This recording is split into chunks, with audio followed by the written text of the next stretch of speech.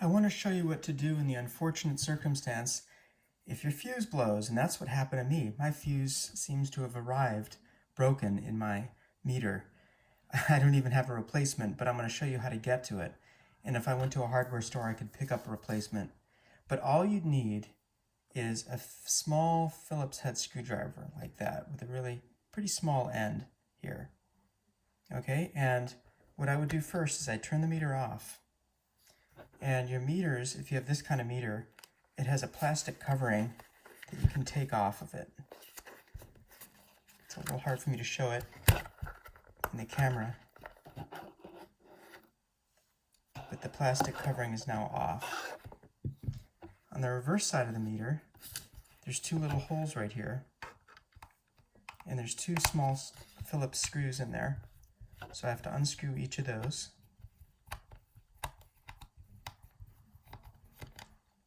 It's one of them.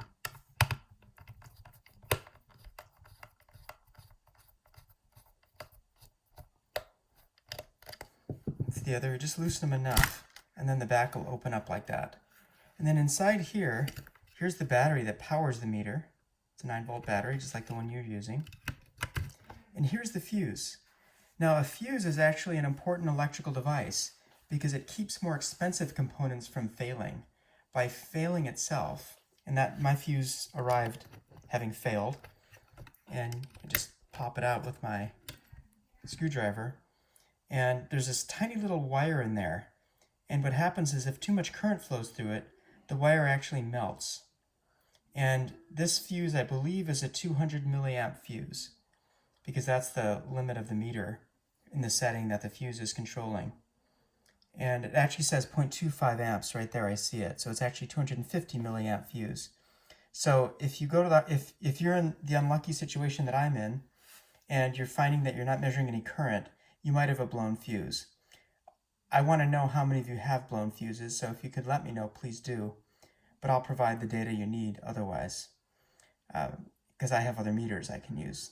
So this is something I have to do. I have to fix this and replace this. But what I would do is I would put the new fuse in like this. If that were the new fuse, I'd put it back in there. It's a 0.25 amp fuse or 250 milliamp fuse. And then I'd put this back on.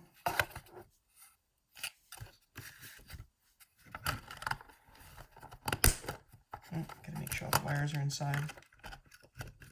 It should snap on pretty nicely.